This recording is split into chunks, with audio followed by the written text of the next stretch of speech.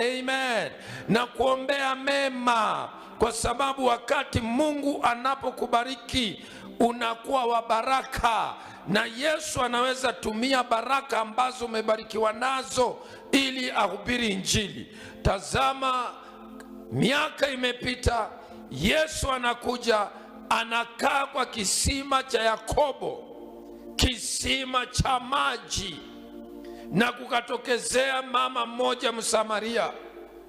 Alipokuja kwa kisima, ninatangaza kwa jina la Yesu, wokovu wako uzalishe. Haujanipata? Natangaza kwa jina la Yesu, wokovu wako uzalishe matunda. Biashara yako izalishe matunda. Ndoa yako izalishe matunda.